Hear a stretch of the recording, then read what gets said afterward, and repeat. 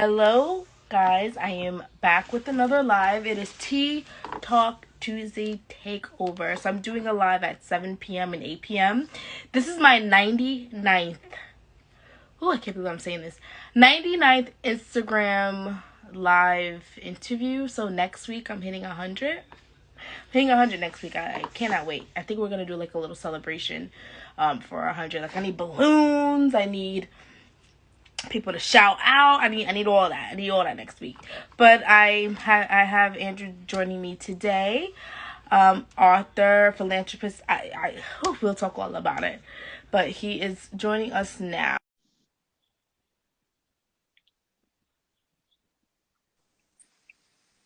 Hello. Hey, good evening. Good evening. How are you doing tonight? I'm well. How are you? Hey, doing great. First off, thank you so much for your patience with me. Shouts to Power 108.9 FM in Atlanta. We had a little, you know how that sometimes goes, a little bit unintended delays, but shouts to the Fix at 6. So I hustled from Northwest Atlanta to back here where I am at Southeast. Thank you so much. And first off, congratulations on 99 shows, and congratulations next week for hitting 100 to Oh your my amazing god. audience. Thank you, number one, for supporting this platform, and thank you for allowing me to take a little bit of time on your Tuesday night to go ahead and chop it up. So I'm real excited, and thank you. Of course. Thank you, Andrew. I was so excited when you hit me up and you reached out to me actually in the summertime to, interview you and all your clients. And I'm like, oh my God, I have a whole list of people, and I love that so much because they're diversified and, it just makes me happy. And now I have the man here. I have you here tonight, which is great. You have done so much in your life and has um, impacted a lot of people's lives in different age groups. We're talking about kids to adults to elderly, and I love that. I love that you have done that in your career. I mean, you're an author. You do these after school programs. You tap into people's businesses. How do you keep up with all of the stuff that you have to juggle and then have your own personal life? That is a great question, and sometimes it's smooth as silk, sometimes it's smooth as sandpaper. To be totally honest with you, I'll just say the grace of God, and I know it sounds like a cliche, but when you think about it, like you're placed where you're supposed to be, you're placed where you're needed, and so I think about what I'm doing professionally, what I have done professionally, community wise. It's a blessing. Does it take a toll sometimes? Yeah, it does. To say that it doesn't is a bold-faced lie, but I think any of your audience can point out when you are doing what you are good at, you enjoy doing, you're passionate, you're purposeful about it, it gets you spaces and places that you never even imagined. And to your point earlier, being able to work with some great people. Last week you had a great guest with 1820 Hats, Chris Kinder, doing some amazing work. There's other amazing people that I've been blessed to be able to work with. So I really look at it as a privilege. Um, Personally, I'm getting a little bit more salt and pepper, so Mm. I'm hanging in. I kid around and say I still have tread on the tires, so while I can still move, I'm gonna keep moving. But yeah, it really is a blessing. I would have never thought that I would be doing what I've done, as an author, or doing the work I'm doing in press and media, or still ties with education or community. I've Some of the things I've been able to do, people I've been able to meet, you read about it and you dream about it, but then when it happens, it's like you're thankful to the Most High, you're thankful to people who thought enough of you to give you a chance. And I think all of us have had somebody thought enough of us to say, hey, look, let's go ahead and give you this opportunity to see what you're able to do. And it really is a blessing. Even with tonight, you know, being able to be on your show, being on another show, I don't take that lightly. And anybody, like I'll tell anyone, when people think enough of you to give you access to their platform, show gratitude, show grace, because it's one of those, you never know who they know.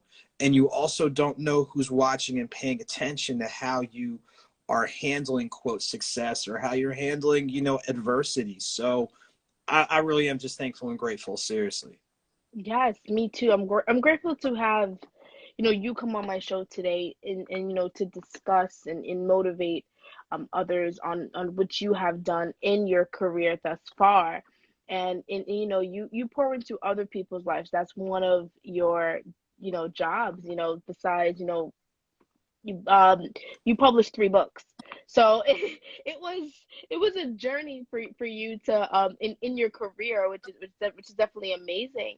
So did you start with education first? I want a little timeline on where did you start when it comes down to you helping the community and being the Andrew that you are today. Sure. And I'll share the timeline really from college. It's one of those, you see me where I am, but what have I been led through, or where did I bump my head into the wall, for lack of a better term, in order to get here?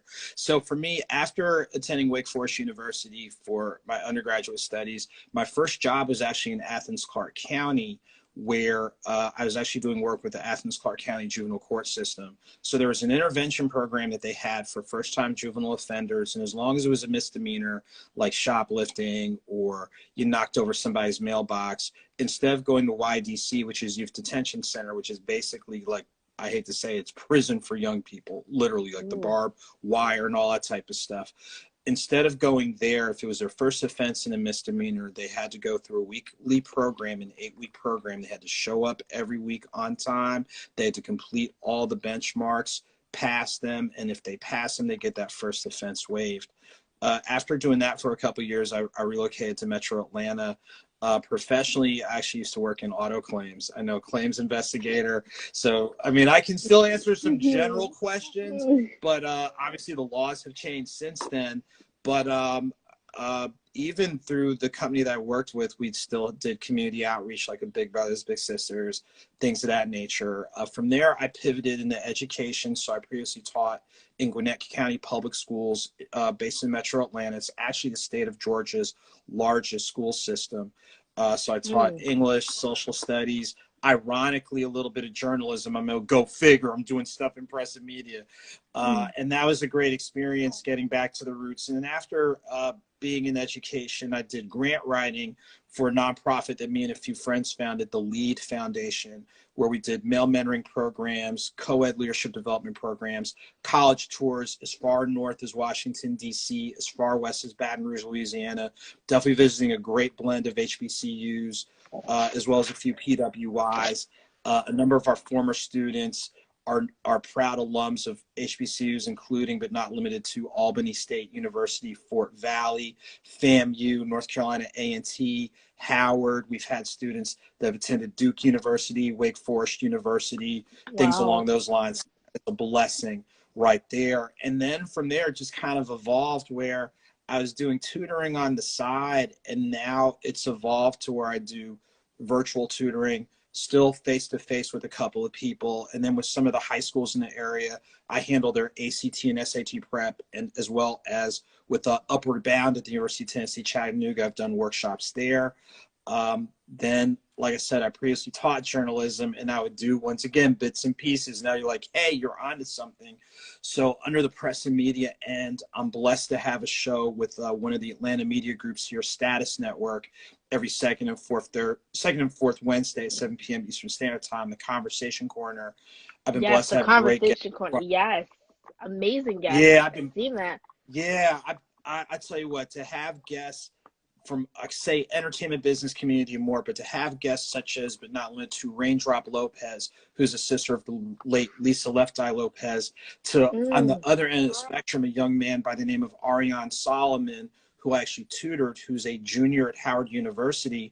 But his claim to fame as a student athlete, he is on their swim team, and Howard is the only HBCU that has a Division I swim program. And he was a top 10 swimmer in the state of Georgia as a high school student. So to see African Americans, especially African American men, excelling as student athletes, but in other sports than the usual, I felt those are the types of stories that we need to highlight on that show. And as you alluded to earlier, doing press and media for some great people. 1820 Hats, who you had on last week. The Georgia Spartans, who are a semi-pro basketball team. Born to Train Fitness will be on. They do holistic health and wellness. Tangi Spicy, who's doing great work, red carpet and things along those lines. So I've been really blessed on that end. And then finally, like you said, as an author since 2017, written 3 books, recorded 5 audiobooks. Thankful to one of the Atlanta groups, the Black Only Awards, for their event on November 27th. I'm one of the nominees for Author of the Year. And as a side note, you know it's tough when it's 7 nominees and you're the only man. So I don't know if that's either I'm doing that well or people have paid attention, or I don't know, they just drew a name out of a hat. It's like, all right, as long as he shows up, you know, haircut and somewhat decent, maybe we'll let him in. So Right. it's been a wild ride, but one that has been worth it. It's been worth it, you know, and you know, every day hasn't been perfect. I mean, we can all attest to that, but you're still here. And as long as you're here for a purpose, or it's an opportunity for you to realize your purpose. And Right. even if you know your gifts, and here's another thing, take inventory of the gifts that you have and the gifts that you haven't tapped into. And you never know what type of impact you can make professionally, community-wise, within your families, or, you know, just realizing, yes, you are capable. And now that you're capable, as they say, build as we climb, and don't be afraid to pour into people. Seriously, don't be afraid Yeah. to do it. You can't control how people are going to respond, but don't be afraid to pour into people. Seriously. Yeah. Yes, in different aspects, not even just, relationship, but professionally, pour into people. I think that's very important because you have taken so many risks in your career, and I'm so glad that taking those risks, you've seen some positive outcome. The positive outweighs the negative that you have seen. I mean, we see the positive that you have done, Andrew. So you have so many press articles that I was reading about, and so much to show for in what you do, and testimonials of people who work with you and who continue to work with you. I think that's such an amazing thing to have, to even see the outcome and to always see it unravel. So each year, new things come up and new things happen, with you in your businesses, and you still get that climbing. I think that climbing effect, and going up, is essential for what you have been doing, because I know that you started you did your first book, and it was one of those, you wanted. I feel like you are the person who wants to see how far you can go with the gifts that you have. You get what I'm saying? It's like, let me Yeah. see, I've been writing for this long, and I've been helping these children after school, and I was a teacher here, and I was doing this. Let's see if I can tap in with my experiences. And, the first book I think was about relationships and everything. And let me talk about that. Let me see where I can do with that. And you bet on yourself, and you did that. You, How much courage and motivation does that take for you to do? Oh gosh, you said a lot right there. And when I did my first book in 2017, I had previously written for one of the online magazines, examiner.com, from like March 2020 until it shut down in July of 2016. And I really have to credit 2 colleagues, Darius Gordine as well as Tyra Satai, who I kind of talked with about, okay, I want to do something else. And true story, when I started dipping my feet into the writing pool, my first book was supposed to be a collection of political essays, 2016. People kind of want to forget about it, but it was a very interesting political time, political landscape. And Oh, real I talk, what remember. happened was, here's what happened. So my laptop crashed, which wouldn't necessarily be a problem, except I'd saved my manuscript on the laptop. So one of my technology colleagues was able to help me recover most of my items. One of the things I didn't recover was that manuscript. So when I first found out about it, there are words that I said that I will not repeat here because this is a professional forum.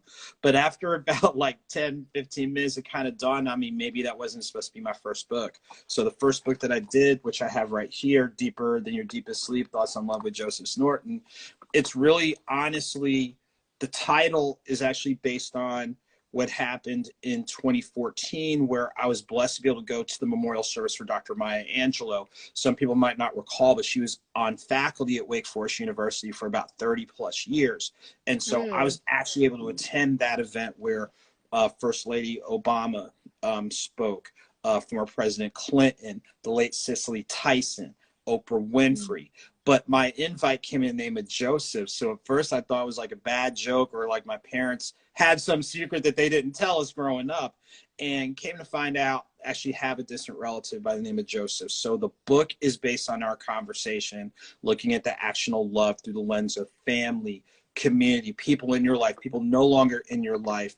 But what we did a little differently than a lot of poetry books is the beginning of each chapter is a portion of the actual conversation. That way the reader knows the setting and the context when they read the poem. They're walking in line with the author, instead of sometimes creatives are on this level and people might not get it. And so while people are doing this to be polite, the reality is I have no clue what you're talking about. So Right.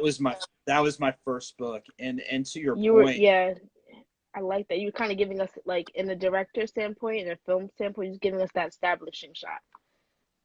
So I love yes, that. yes, yes, ma'am. And that was my first book. And I think it's good to talk about how wide the action of love can be. And when you think about, we're coming up on the holidays, and some people think because they're not in a relationship or they don't have this or don't have that, like, excuse my French, all hell's going to break loose. But before you do something that can be detrimental to you or detrimental to other people, why don't you take inventory? So that person that calls you to be like, hey, let's meet up for a cup of coffee.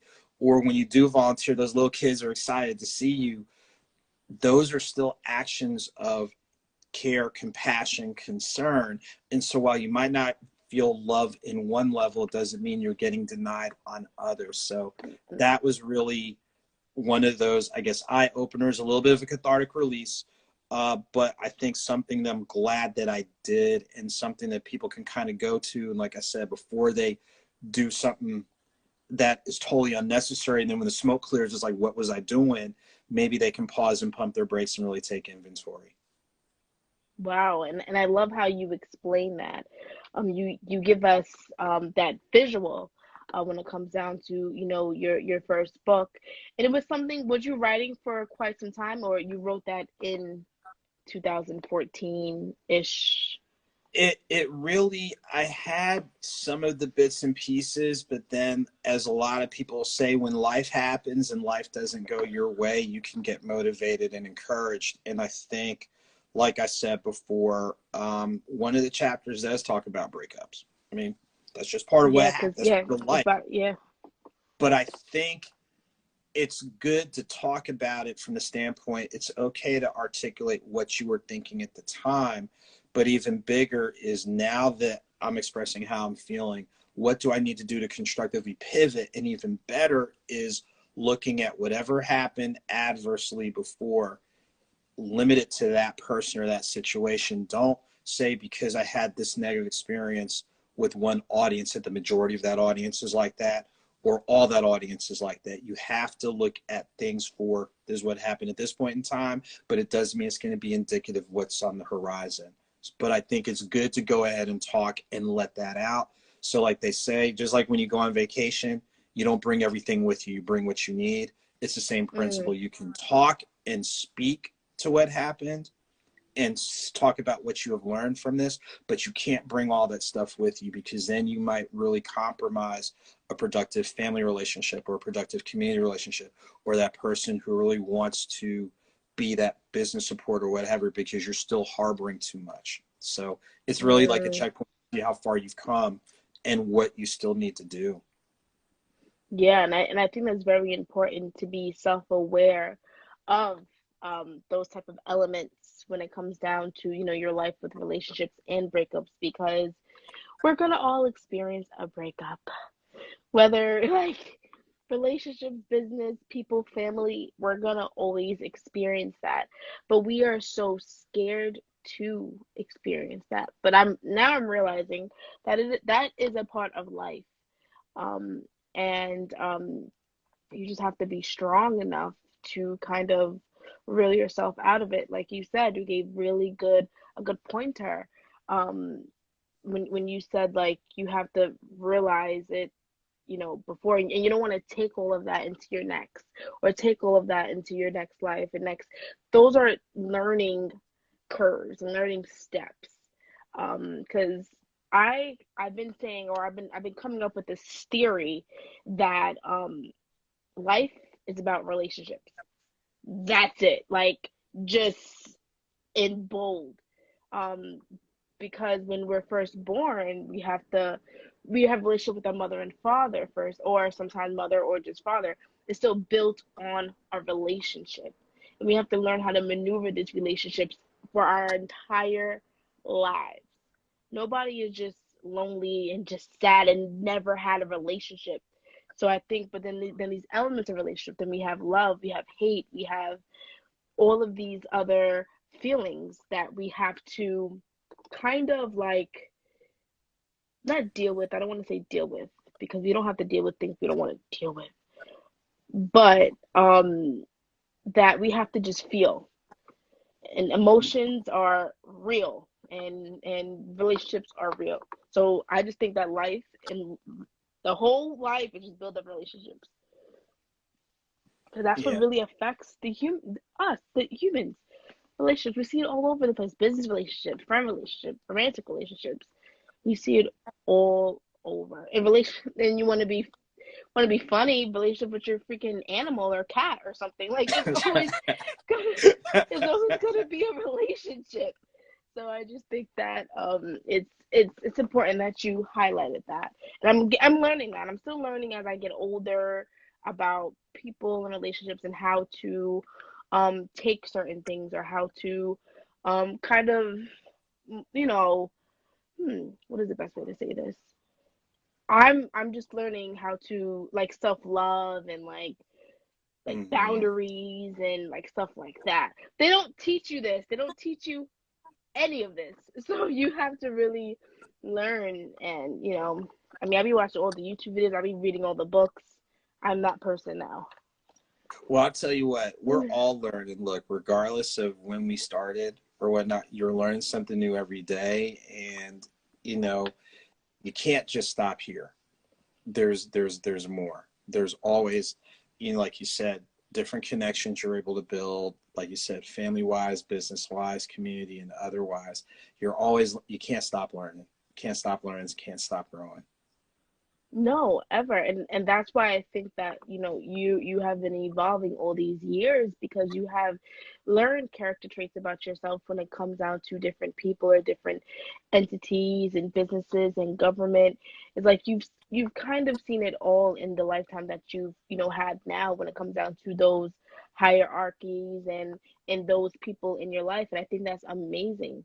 Like I mentioned, like, you worked with kids, you worked with grown adults, business owners. You've been around high, the higher up. So it's I think that's amazing that you that you have that timeline, and that stretch and pull, because you use that to your advantage, and you learn, and then you apply.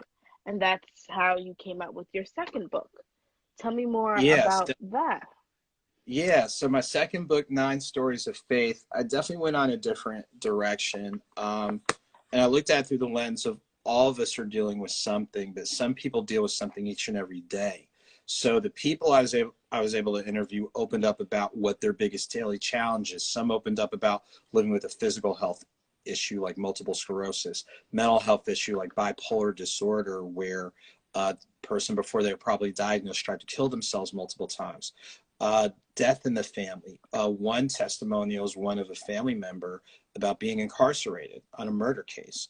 But Mm, what people did is they opened up through the lens of their respective faiths. So the majority of people I interviewed are of Christianity, but I did interview a family of Islamic background as well as an individual of Hinduism.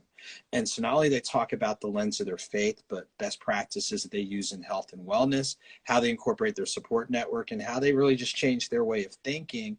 So when they adopt the mentality of this is what I live with versus this is something I have. If you have something, you can have ownership over you.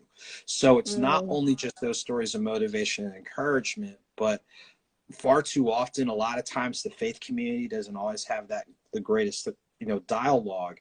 So if we can look at what are some commonalities between what are standard, whatever themes or concepts within Christianity, or people of Jewish background, people of Islamic background, if we can figure out what those commonalities are. And one of the examples I used is when you think about the traditional Islamic greeting, wassalamu alaikum, alaikum assalam, peace unto you and peace back.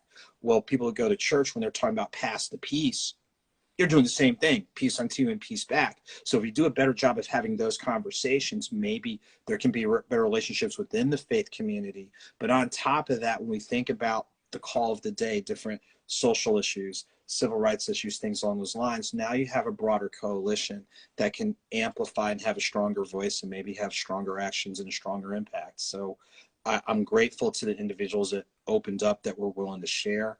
And again, sometimes it's not only encouragement for others. Sometimes I reread those stories when I'm having a bad day, and it's like, wait a minute, if this person who lives with multiple sclerosis has been able to travel overseas, then what am I complaining about? Someone tried Right. to kill themselves multiple times, but he's a sports journalist covering college and professional sports. What am I really sitting back and complaining about if he lives with this? Or, Mm. we talk about I'm not this and not that. And here's someone who one of their biggest challenges was being the best person he could be. So later on, he eventually got engaged, proposed, got married. He and his wife have a child. It's like, why am I really struggling with my self-image and self-worth? Those types of things. Mm. Right. Exactly. And I like that. Was you surprised of what the people what would have people said that you put in that book? I think the surprise for me is what they said was their biggest challenge, because again, like, you don't know until you ask and when people are willing to open up. And for people willing to open up and share, hey, look, this is what I live with, and I will share some of the things that aren't going well, or the things I have to put in place, or the things that my family has to understand, or things along those lines. But again, it comes back to one of the points I made earlier. You're still here, and you're still here for a Right. reason. So even if you are living with something or struggling with something, you know, just because you're struggling with something, it doesn't mean that you can't experience some level of success, some level of growth. It might take a little bit longer than planned, but just because you're, like they say, delays don't mean defeat. And, you know, like that song, we fall down, but we get up. You know what? You get knocked down 7 times, you stand up 8, and you remember who you are and whose you are. So even when you get knocked upside the head or kicked in the shin a couple times, yeah, that junk might hurt. You might be sitting on the Right. mend, but it doesn't mean that you can't do something. So to the people that opened up, that shared, this is what I live with, but these are the lessons I've learned through these different lenses. So having some perspective of a higher authority is important. Having that perspective of what are everyday practices that can be used that are going to help you. Having that support network. I mean, nobody got here by themselves. And, even though, quote, you stand alone, there are people who are standing with you. And just to borrow from one of my favorite books, As a Man Thinketh, what's going on up here is going to show up here and then things you do. So if you can do a better job of managing what's between your left and your right ears, you Right. never know what great things you can do. And it's never too late either. It's never too late. And I love that is never too late, because it's never too late. And also I feel that, like, the emotions that we feel when what we're going through, they don't last forever. So that kind of gives some type of hope, like, okay, I'm not going to feel this emotion forever, because I'm going to level up and I'm going to do this, and I'm going to get my life together, and and that sort. So I feel like that also concludes in what you were saying before, but looking through those lenses of those different peoples and different beliefs and stuff like that, I think that's amazing, that you've done that. You're opening this cave, and we're seeing different. I love how we're seeing different sides of you in all three books. I think that's very important, because this is not a trilogy. This was three different books with three different mindsets going into it. And it just separates from anything else you've done. You know, when it comes down to, you know, you with kids and you being, you know, press and media. We're not expecting that from you, but you came out with it and you did it. You know what? The only thing you do is try. That's real quick for the third book, Nothing Minor. And Nothing Minor really focused on my 2019 coverage of minor league baseball. For me, growing up, baseball was a sport. Like I said, growing up in Jersey, big Yankees fan to this day. And that's how I bond. One of the things I used to bond with my dad. I played like a lot of kids, little league, middle school. Then once high school came and I realized I had difficulty hitting a fastball and a curveball, that was my hint that I needed to put the glove and the bat down. But I really focused on minor league baseball because, number one, a lot of people really overlook that part of the game where that's where the players are developing. Another thing is those price points are a lot more accessible for a minor league game. In a lot of respects, the players are a lot more accessible. Some of the other big pictures is we know regarding African-American players starting in the 70s and the 80s, that percentage declined. And you have probably less than maybe somewhere between 7 to 10% of Major League Baseball players are African-American. So when I was doing my coverage of minor league teams in North Carolina, South Carolina, Georgia, Alabama, Tennessee, and Mississippi, I was very intentional of interviewing African-American players. We know Mm, optics mean a lot. And if you never see people, you don't think they exist. So it was great being able to interview Taylor Trammell, who's based out of Metro Atlanta, who at the time I interviewed him, he was the #1 prospect for the Cincinnati Reds system. He subsequently got traded to Seattle, and then from Seattle, subsequently traded to San Diego, then from San Diego to Seattle, but he saw Major League time this year. It's great to be able to have an mm, interview with the Trey Harris, who's also from Metro Atlanta, who got drafted towards the very end of the 2018 draft, but he's one of the Atlanta Braves' top 10 prospects. So I thought it was very important to capture those narratives, the game coverage, the photography, pull some great life lessons that a lot of people don't realize. Some of these guys get drafted straight out of high school. So right. one player in particular, Tristan Casas, who at the time I interviewed him was 19 years old, and he's still he's one of the top prospects for the Boston Red Sox. But he said something to the effect of, you either win or you learn a lesson. And I interviewed him after their team lost. So for a 19-year-old to look at a loss as more of a lesson, what did I learn? What can I do differently? What can I do better? That insight of a 19-year-old can rival people in their 30s, their 40s, their 50s.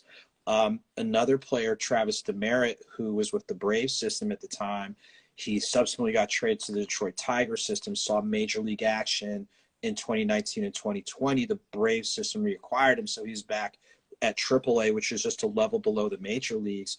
He made a powerful statement: filter out the noise. And sometimes filtering out the noise is filtering out your critics that you're going to Right. have regardless of what you do. But sometimes filtering out the noise is silencing yourself, because sometimes we're guilty of talking ourselves out of pursuing our passion, pursuing our purpose, because maybe we're afraid we're not going to get, enjoy success, we're going to fail, we're going to flop. So sometimes you got to get out your own way. And so just these insights are great. And then the last 2 points on it, the Negro Southern Leagues Museum, a lot of people didn't realize, like in 2020, because of COVID, that was the centennial celebration for the Negro Leagues. So when you think of major league players like the late Hank Aaron, Willie Mays, and then historically Josh Gibson, a number of there, and people are familiar with Jackie Robinson, of course, but there are a number of players who played in the Negro Leagues, or specifically one of the branches of Negro Southern Leagues, ended up playing Major League Baseball. But one of the neat gems about the museum, which is located in Birmingham, Alabama, from a price standpoint, if you have a group of 8 or less, it's free to attend. So you get a chance to take in your history for free. And if you have a group of 9 or more, it's like $1 to go. And then on top of that, it's on the same block as the AA affiliate, which is 2 levels below major leagues, of the Birmingham Barons. And so the Birmingham Barons get their name from the Negro Leagues team, the Birmingham Black Barons. So right there on that one block in Birmingham, there's like living history, and then you can go catch a game and you can see some of the players who eventually, in a number of cases, get promoted to the major leagues. So I thought it was real important to capture that narrative minor league baseball as a place where this is where talent gets developed. Yeah. Making sure to talk more about African American players who are in the game that are making their presence felt, and it's a matter of time before they do get their big league opportunity. So that way people can look at other sports. If people want to pursue athletics, what are some other sports avenues that maybe long term could be more lucrative? Long term, you have better career placement. And that even includes the interview I did with one of the umpire supervisors. And a little known fact, the average major league umpire's career is 25 years, and the top umps make 500 grand. I mean, who knew? Whoa. Who knew? Right. Exactly. Who knew? Like, who knew? Even on the minor league level, like the AAA level, which is just level below major leagues, those umps make 4 grand a month. Now that might be not necessarily be earth shattering, but hey, 4 G's a month, and Right. you're working for that opportunity to get to the bigs, and the top big league umpires are making like 500 grand a year. Shoot. Hey, I'm just saying, I'm not telling you that's what you Right. want to do sports wise, but keep it But open. And then to your point, through media, and you know this with the work that you've done, there is a need for African American, Spanish speaking, people of Asian background to be in these spaces and places, just in journalism in general. But just to level with you, covering minor league ball, like the only time I saw somebody that looked like me were the camera crews. I was doing pregame and postgame, and folks didn't look like me. And just to take it like a step further, with the college football coverage I've done, like 2 years ago, the first time there was anyone that looks like me was the next to last home game that I covered. This wow. year, it was great that there was an African American woman doing post game. And every once in a while, you'd see maybe one or two, but I'll say this, there is a need through the lens of ethnic background, through gender, that probably will hit home for you, for people to be in these spaces and places to capture these narratives that sometimes don't get captured accurately or get overlooked. So for anybody out there, I don't care if you're with a news network, a newspaper, a magazine, a blogger, do what you can to capture narratives that get overlooked. And don't be Mm-hmm. afraid of the size of your platform. Use your platform accordingly, because you never know who's paying attention. And some people might be like, I never knew this. Like the work that you talked about with missing persons. Oh, I never knew this was an issue within certain communities. Or what Right. I'm doing, what I've been able to do in sports. I never knew that there was really an audience of people who are making these moves and doing this and working here. So to anybody out there, like I said, from the bloggers to the news reporters to fellow authors or whatever, I'll say this: we have a charge to keep. We have to do what we can to constructively amplify, these stories that don't always get told correctly. And you see it in sports all the time. Like case in point, Yep. there's a certain quarterback in Green Bay that basically lied about his status, and nobody really said anything. And you can fill in who I'm talking about. And there's a certain basketball player at Brooklyn who people are vilifying for basically, he didn't lie about him not taking, The vaccine. whatever. You know who I'm talking about. But Yes, I in principle, do. it's kind of similar, but look at how it's framed. Or I'll take it a step further. There are certain, I'll say this, we in media, we can't be afraid to tell the story. There's one highly visible, I'll be blunt, a highly visible loudmouth on a certain sports network who always goes in on black players. But when white players do the same thing, he's silent. And the one time he criticized somebody white, he was suspended and then came on and publicly apologized. And that comes back to something else. The loudest in the room ain't necessarily the smartest in the room. So y'all can read Right. between the lines who I'm talking about. I'm not going to name names, but y'all can read between the lines. So we have to make sure that we are capturing these narratives as responsibly as possible and use our platforms to the best of our ability. And Yep. what we're doing is a bridge for more people to get on board, get involved. Imagine if there are 100 people doing what you're doing on missing persons. Think about the impact that can be made. So Right. please don't be afraid to use your narrative and use it as constructively as possible and be that bridge builder. So if we can knock on the door or open the door, we can bring 5,100 people, or like Outcast saying, no, me and you, your mom and your cousin too.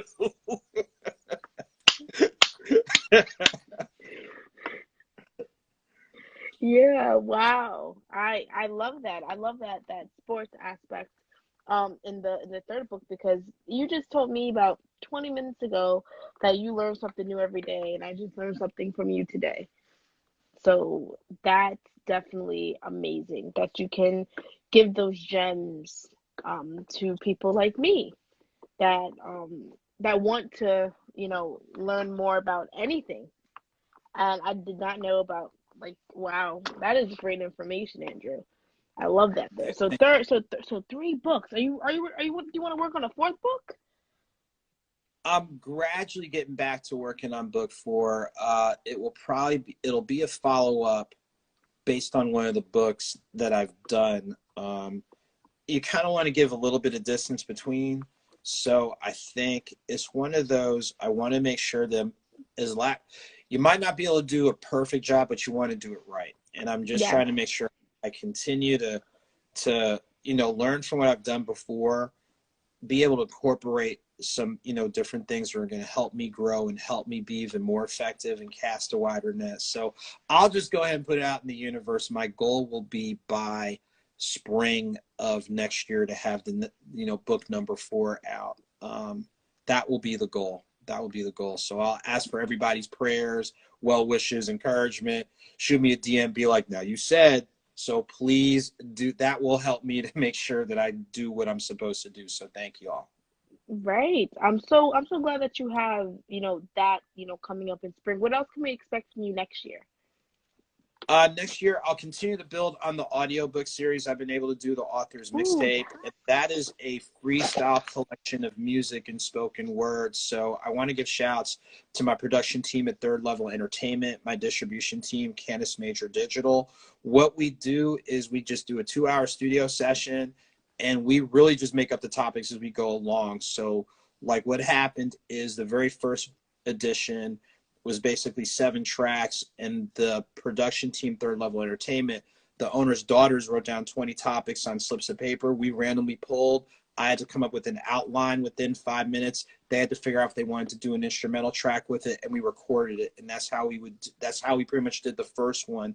The second one, I would write down the topic, and then I go in the booth and just basically freestyle some of the tracks. Some of them are traditional spoken word, some of them are adding music, and that's basically what we did on the first 3 volumes. 4 and 5, I took a different approach, and I incorporated, actually, Chris Kinder, who you had on last week, is my co-author for volumes 4 and 5. So what we did is I recorded my tracks first, then she recorded her tracks, then we did a couple of duets and incorporated, just touching on themes of self-image, self-worth, social issues, faith-based, a little bit of everything. So I'm blessed that, unlike a lot of people who do audiobooks, we're on almost 300 platforms. So if people are used to streaming things on Tidal, Spotify, SoundCloud, iTunes, Apple Music, Shazam, Deezer, Pandora, if you literally type in my name, Andrew Snorton, all that stuff will pop up. everything. And that's a blessing. And what we do with the audiobook series, we release those every 6 months, February and August. February for Black History Month,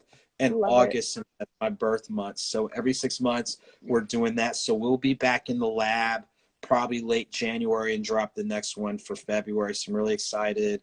Like I said, shouts to Chris Kinder, aka Chris 10, for being the co-author on volume 4 and 5. And that's just a creative way to just do stuff. And like I said, we really do everything in studio, and all the tracks that you've heard that I've done, that Chris has done, we do them in one take. Like, that's kind of Wow. crazy. Like, it's like, now don't ask me to repeat, because we just freestyled and just coming off, straight from the dome. But I think in doing stuff along those lines, that lets you know if you can come up with something creative, quote, without thinking, imagine what you can do when you're really thinking. So Thinking. Right. yeah, I'm just excited. So definitely clear some space out on your phone or smart device, download, a track, Oh, of download course. the entire album. Please do so. So we appreciate it. Oh my God, of course, of course. I really appreciate you taking the time out. You just did two interviews as well, back to back. And I love the press runs. I love it. I'm so glad that you came on the show today, and I cannot wait to interview your clients for the rest of the month. I have like a November month of, of everybody that is coming on the show. I cannot wait, and even to have you the mastermind, and you got them together, their press kits, their pictures, everything. I think that's definitely amazing. What you definitely do for your community, for everybody that's working with you, and for you to give me light and give me a beautiful interview. I really appreciate you, Andrew. I real talk. And you're in Atlanta. I know some people in Atlanta. When I go to Atlanta, I have to meet people I interview because y'all are just so dope. Y'all are just really, really, really dope. Well, I tell you what, thank you so much for your kind words. You are doing some great work where you are up in Long Island, aka Strong Island. Like I said, I grew up in Jersey, so it's like you keep doing what you're doing with your platform. And I'll say this, as great as a job that you're doing, this isn't the best that you're gonna do. So be encouraged that you're on the right track and you're being prepared for something big. I know people say that, but like real talk, you're being prepared for something big. And the fact you thought enough of me to allow me time on your platform, the people that I'm working with, that speaks volumes. Like I'll say this, I didn't get here by myself. And people like you earlier today, anybody that I've been able to do, look, it's a blessing. So I thank you for thinking enough to be like, let me give this person an opportunity to just share what they're doing. And maybe Of hopefully it'll course. motivate, encourage, inspire, and just allow people to think about, you know what, let me sit back and pause and think, what's something that has always been on my heart to constructively do that's going to help me grow professionally or community wise, or just be a bridge for me to continue to do great things. So there's greatness in all of us, from all your audience, what you're doing, what people I'm working with are doing, and we just have to be willing to tap into that to the best of our ability each day. Yes, I'm grateful to have you on the show and to bless my platform today as being the 99th interview. That's a crazy and amazing. Next week I'll be celebrating all Tuesday. I have two interviews. So the first interview I'm doing at 7 will be the 100th, and then your client will be 101. But it's just great to even do 100. So I've been doing this since April of last year. So it took some time, but 100 weeks we did it. Well, I did it. Well, you're right. It is we look, you it's not to say you didn't do anything on your own, but you hopefully have people that are pouring into you and continue to do so. And Yes, that's what I you, like I need. said, you please keep doing the great things that you're doing. Seriously. Thank you. You too. I really, I'm definitely gonna download. I want to listen. I have everything in my email, so I can just have all your links. I can just Yeah, go and just download and go. Just click it and go. And yeah, so I'm glad that I definitely do have that. Like I said, I appreciate you coming on the platform today. I can't wait to see what you're gonna do for 2022. Everybody's gearing up for really, I feel good about next year. So I'm very excited for what you're gonna do and what you're going to accomplish. And keep being great, Andrew. Seriously. I tell you what, like I said earlier, the only thing I can do is try. I know we all know the outcome if you don't try, so you might as well do something. Might as well do something. Satin. Yep. Mine as well. And we're doing it. We're both doing it. And I want to thank you again, and I hope you have a wonderful night.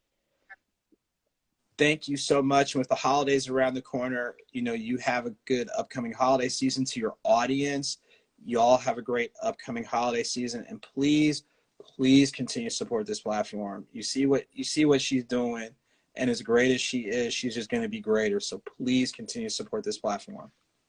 Thank you again so much. I really appreciate that. I hope you have a wonderful night. Hey, thank you. You do the same. Until next time, You're welcome. seriously, you take really good care. Yes, you too. All right, All right. take care. All right. Bye. Okay, bye-bye.